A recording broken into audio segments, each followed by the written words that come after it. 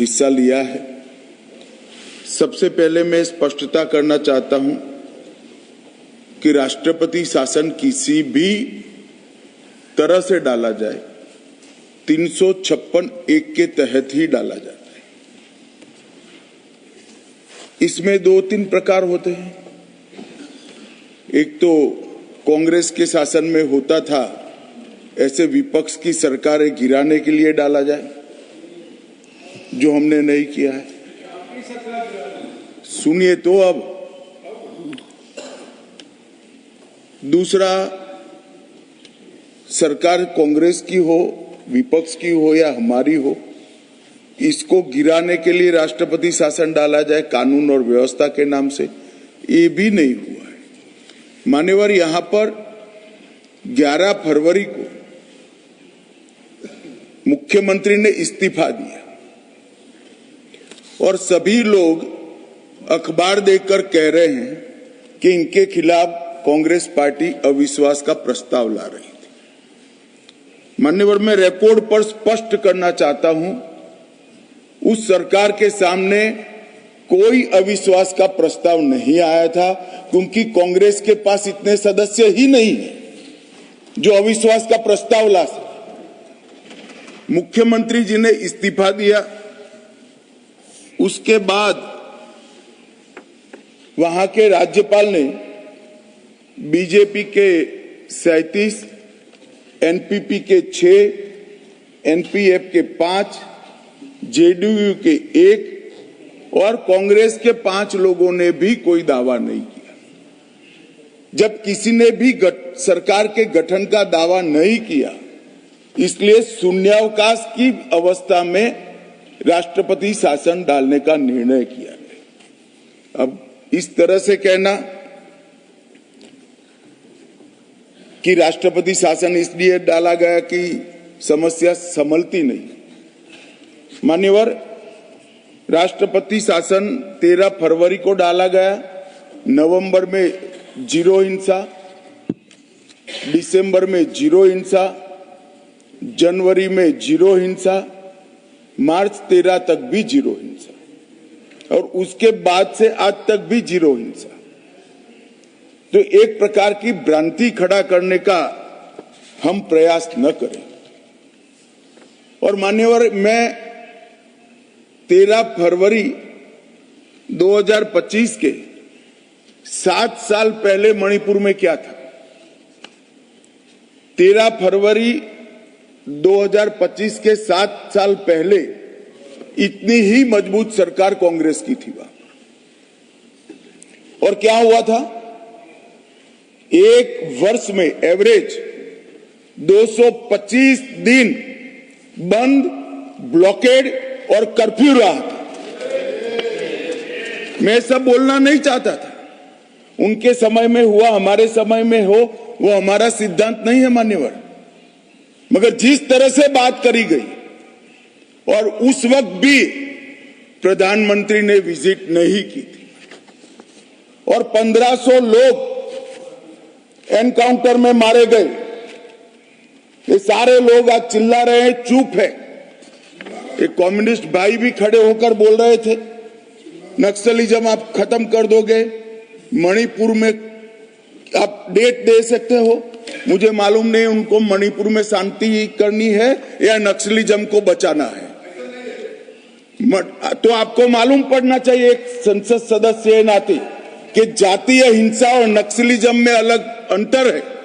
2 समुदायों के बीच में जब नस्लीय हिंसा होती है, जातीय हिंसा होती है, इसको टैकल करने का तरीका, और जो नक्सली हथियार लेकर देश की सरकार और वहां की जनता के खिलाफ खड़े हैं, इनको टैकल करने का तरीका अलग है। मैं भारतीय जनता पार्टी से हूं, कम्युनिस्ट पार्टी से नहीं हूं। मैं बताता हूं क्या फर्क है। आपको ये दोनों हिंसा में कोई फर्क नहीं लगता है। हिंसा हिंसा नहीं होती है।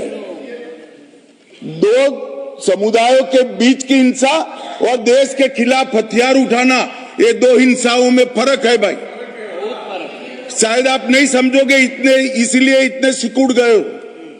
मान्यवर, इस संवेदनशील विषय पर मैं राजनीति करना नहीं चाहता था, मगर जिस तरह से मुझे तो आश्चर्य है, 2 साल से इतनी सारी हिंसा होने के बाद विपक्ष ने जिस तरह से बात करी है, मैं आश्चर्यचकित हूं।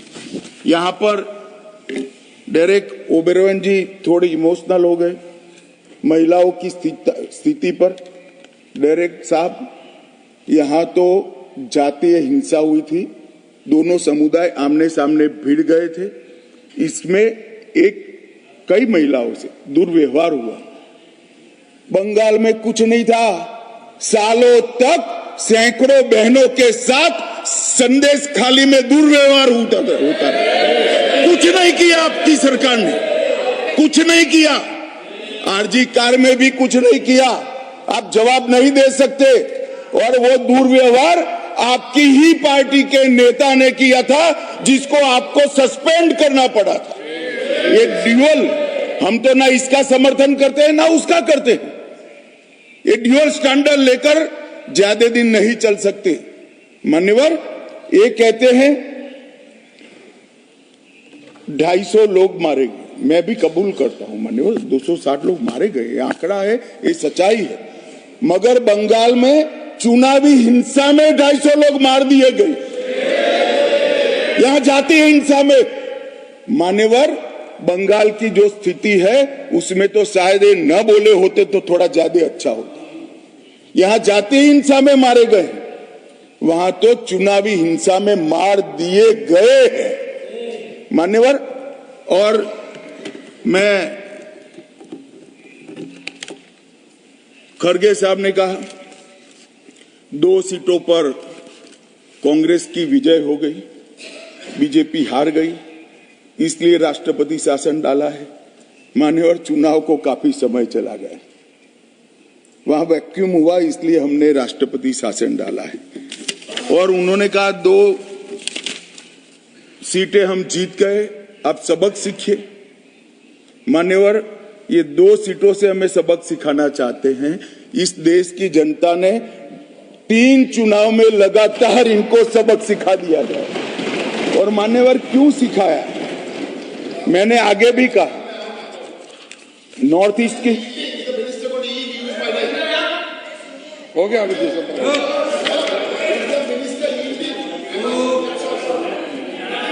मान्यवर, नॉर्थ ईस्ट की बात कही गई, मैं आज बताने आया हूं मान्यवर, 4 से 14 कांग्रेस की सरकार रही, 14 से 24 नरेंद्र मोदी जी की सरकार है। नॉर्थ ईस्ट में 4 से 14 में 11,327 हिंसाएं हुई थी। मोदी जी की सरकार में 10 साल में 70% कमी के साथ 3,428 हुई। सुरक्षा बल 70% कमी, नागरिकों की मृत्यु में इंक्लूडिंग मणिपुर 85% कमी हुई। और मान्यवर, हमने 20 समझौते किए हैं 10 में। सबसे पहला एनएलएफडी के साथ समझौता 19 में किया, ब्रू में 2020 के साथ ब्रू समझौता किया, बोडो समझौता 2020 में किया, कार्बी समझौता 2021 में किया, आदिवासी समझौता 2022 में किया, डीएनएलए समझौता 2023 में किया, उल्फा शांति समझौता 2023,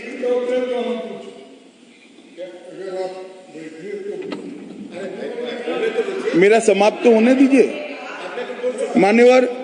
आसाम मेघालय अंतर्राज्यीय समझौता 2022 में हुआ, आसाम अरुणाचल समझौता 2023, त्रिपुरा समझौता 2024। और मान्यवर, 10,000 युवाओं ने हथियार डालकर सरेंडर किया है नॉर्थ ईस्ट में, 10,000। ये जब कह रहे हैं नॉर्थ ईस्ट की शांति की बात कर रहे हैं, इसलिए मान्यवर मैं कह रहा हूं। और मान्यवर, मृत्यु की बात करी, ये बात सही है कि 260 लोग अब तक हिंसा होने के बाद मणिपुर में मारे गए हैं, मगर इसमें से 70% लोग पहले 15 दिन में ही मारे गए थे। तो एक प्रकार से पहले 15 दिन में कंट्रोल आने में स्वाभाविक रूप से जब नस्लीय हिंसा होती है तो पहले 15 दिन में इसको कंट्रोल करना बहुत कठिन होता है। और मान्यवर, ये पहली बार मणिपुर में नस्लीय हिंसा नहीं हुई। माननीय सदस्य प्रियंका जी ने किया, ये 11वीं बार मणिपुर में राष्ट्रपति शासन डाला। हमने तो साहब पहली बार डाला है, 10 बार किसने डाला? मुझे मालूम था, उसी ने बोला मैं। नहीं, ऐसा नहीं है। नहीं मान्यवर, मेरी बात समाप्त हो जाने दी। Not yielding. मान्यवर, मेरी बात समाप्त होना चाहिए। No, he is not yielding. Honorable Home Minister is not yielding. Please, sir. No, nothing will go on record. No, it can't go on record, sir. He is not yielding. मान्यवर, मैं ये नहीं कहता, अभी भी मैं स्पष्टता करता हूं, मैं ये नहीं कहता कि उनके समय में हुआ, हमारे समय में होना चाहिए। इनसे हमारे समय में कम हुआ, एक कंपैरिजन का सवाल नहीं है। शायद उनके वक्त भी कुछ कारण रहे होंगे, हमारे भी कारण मैं बताता हूं बाद में। मान्यवर, 1993 में नागा कुकी संघर्ष हुआ, कितने साल चला? 98 तक चला। कितने लोग मरे? 750 लोग मारे गए। प्रधानमंत्री गए क्या? नहीं गए मान्यवर, इनके प्रधानमंत्री थे। कुकी पाइते 97-98 इंडी अलायंस के प्रधानमंत्री थे। उसमें 352 लोग मरे और 2.5 साल चला मान्यवर, प्रधानमंत्री नहीं गए। मतई पंगल संघर्ष 1993, पीवी नरसिम्हा राव जी प्रधानमंत्री थे, 150 से ज्यादा मृत्यु हुई, प्रधानमंत्री नहीं गए और 7 महीने तक हिंसा चलती रही। ये इतिहास जो मैं बताता हूं वो जातीय संघर्ष का इतिहास है। पहले नागा कुकी संघर्ष हुआ, दो ट्राइब के बीच में संघर्ष हुआ, फिर कुकी पाइते संघर्ष हुआ, 2 ट्राइब के बीच में हुआ, और उसके बाद में मतई पंगल संघर्ष हुआ, मतई और वहां विस्थापित तमिल, वहां बसे तमिलों के बीच में हुआ। मान्यवर, ये सारे जातीय संघर्ष थे जो शांत होते होते होते कई बार 5 साल, कई बार 2.5 साल और कई बार 7 महीना लगा है, और हर बार सैकड़ों लोग मारे गए।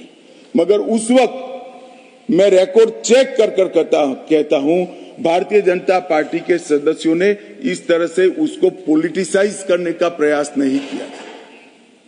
मान्यवर, सबने कहा था कि हमारी सिंपैथी है मणिपुर के प्रति, जल्दी शांति होनी चाहिए।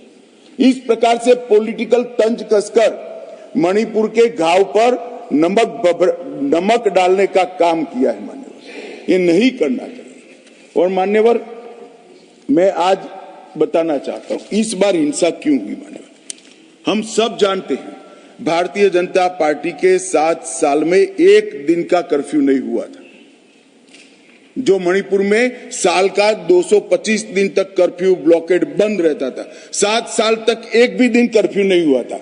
हाईकोर्ट का एक जजमेंट आया मान्यवर, जजमेंट के अंदर भारत सरकार को पूछे बगैर, रिकॉर्ड पर जवाब दिए बगैर, ट्राइबल कमीशन को पूछे बगैर एक जाति को ट्राइबल घोषित कर दिया। इसके कारण ट्राइबलों में अनरेस्ट हुआ और इसके खिलाफ एक बड़ा रोष हुआ और ट्राइबल नॉन ट्राइबल के बीच में झगड़ा हुआ।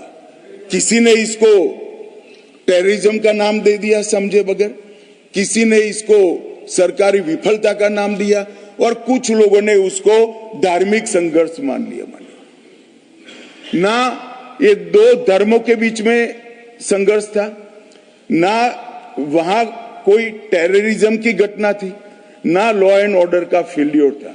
मान्यवर, एक जजमेंट के कारण बहुत इनसिक्योरिटी पूरी ट्राइब्स के अंदर फैली कि रिजर्वेशन पर हमारा अधिकार चला जाएगा, और इसके लिए एक ओर से प्रदर्शन हुआ, दूसरी ओर से प्रदर्शन हुआ और इतनी विस्फोटक स्थिति हुई कि 4 दिन तक पूरे प्रयास करने के बावजूद शांति नहीं कर पाए। मान्यवर, ये दुर्भाग्यपूर्ण जजमेंट के कारण ये हिंसा हुई है और ये जातीय हिंसा है। मान्यवर, वो जजमेंट को दूसरे ही दिन सुप्रीम कोर्ट ने स्टे कर दिया मान्यवर, क्योंकि गैर संवैधानिक जजमेंट था।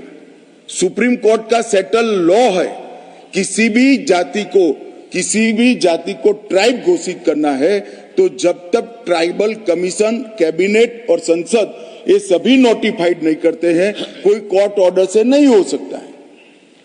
इस सेटल जजमेंट को डिस्टर्ब कर रातों रात भारत सरकार का जवाब लिए बगैर, ट्राइबल कमीशन भारत सरकार का जवाब लिए बगैर एक जाति को ट्राइबल घोषित कर दिया और इसके कारण ये पूरी हिंसा मान्यवर हुई थी।